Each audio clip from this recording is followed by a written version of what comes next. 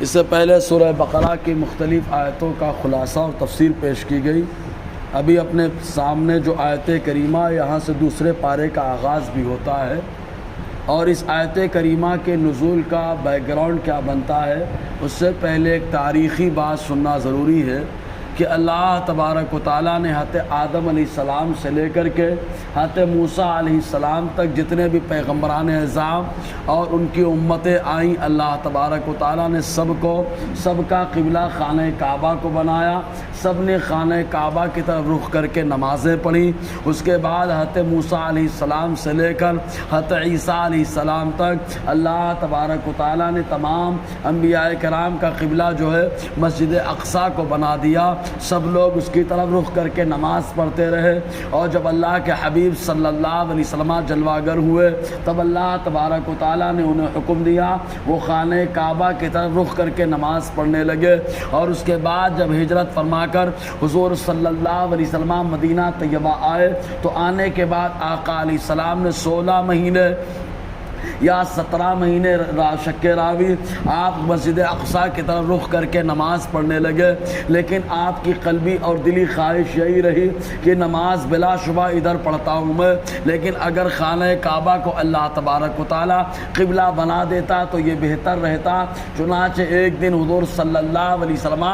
مسجد بنو سلمہ کے اندر ظہر کی نماز ادا فرما رہے تھے، اور ادا فرماتے فرماتے آسمان کی طرف دیکھتے رہے، بار بار دیکھتے رہے، حتیٰ کہ اللہ تبارک و تعالیٰ نے اپنے محبوب صلی اللہ علیہ وسلم کو خانہ کعبہ کی طرف چہرہ کرنے کا حکم دے دیا۔ 2 رکعت نماز مسجد اقصیٰ کی طرف پڑھی گئی، اور بقیہ 2 نماز مسجد خانہ کعبہ کی طرف پڑھی گئی، اور اسی مسجد بنو سلمہ کو آج مسجد قبلتین بھی کہا جاتا ہے۔ تو حضور صلی اللہ علیہ وسلم نے رخ پھیر دیا۔ جب رخ پھیرا تو اس سے پہلے اللہ تعالیٰ نے بتا دیا اے محبوب آپ نے قبلہ تو بدل دیا، لیکن یہ یہودیوں کو بھی برا لگے گا، نصرانیوں کو بھی برا لگے گا، اور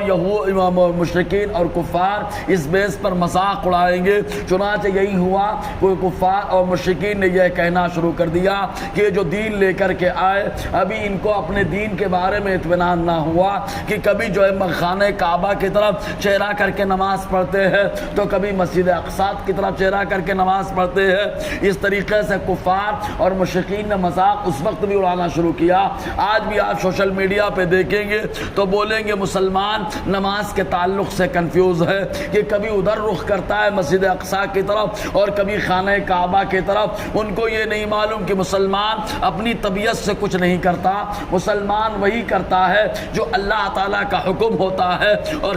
اللہ تعالیٰ کا جب حکم ملا کہ خانہ کعبہ کی طرف رخ ہو تو ادھر ہو گیا، جب حکم ملا کہ مسجد اقصیٰ کی طرف رخ ہو تو ادھر ہو گیا، اور جب پھر اللہ نے حکم دیا کہ خانہ کعبہ کی طرف رخ کر لو پھر ادھر رخ کر لیا۔ مسلمان تو اللہ تعالیٰ کے فرمان کے تابع ہوا کرتا ہے۔ اس طریقے سے کفار اور مشرکین نے مذاق اڑانا شروع کیا، اور یہود و نصارہ جن کے یہاں مسجد اقصیٰ کو یہ لوگ قبلہ بناتے تو اس میں بھی الگ الگ معاملہ۔ چنانچہ جو نصرانی ہے وہ جانب شرقی جس کو مشرقی سمت کہا جاتا ہے مسجد اقصیٰ کا، وہ حصہ ان کے یہاں متبرک ہے، چونکہ وہاں پر حضرت عیسیٰ علیہ السلام کی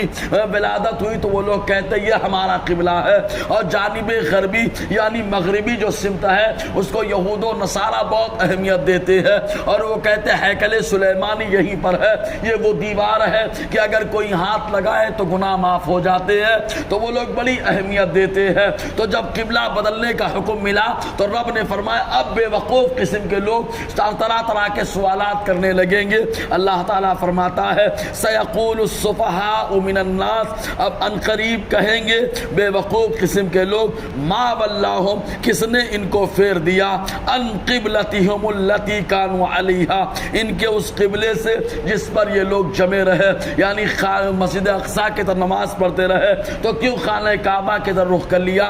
حالانکہ یہودیوں کو معلوم، نصرانیوں کو معلوم کہ حضور کی شان ذوالقبلتین یعنی دو قبلے والے نبی، تو آقا علیہ السلام کے حقانیت کی نشانی تحویل قبلہ ہے کہ حضور نے ادھر بھی نماز پڑھی، حضور نے اس طرف بھی نماز پڑھی، اور آقا علیہ السلام نے بتا دیا کہ تمہارے پیغمبروں نے جو تم کو بتایا کہ نبی آخر الزمان دو قبلے والے ہوں گے، اس کی مکمل نشاندہی ہو جاتی ہے۔ رب فرماتا ہے محبوب کہو قل للہ المشرق والمغرب، ہم مغرب و مشرق کے چکر میں نہیں رہتے، ہم اللہ کے کنٹرول میں ہے، اور میرا اللہ وہ ہے کہ جو مشرق اور مغرب کا بھی مالک ہے۔ آپ کہہ دو محبوب مشرق و مغرب سب اللہ کا ہے، تم مشرق کو اہمیت دیتے ہو اے نصارہ، اور تم مغرب کو اہمیت دیتے ہو اے یہودیوں، لیکن اللہ تبارک و تعالی مغرب کا بھی مالک ہے، مشرق کا بھی مالک ہے۔ یہدی من یشاء الی صراط مستقیم، ایسا مالک ہے وہ جسے چاہتا اسے سیدھے راستے پر جمع دیتا ہے، سیدھے راستے پہ چلا دیتا ہے۔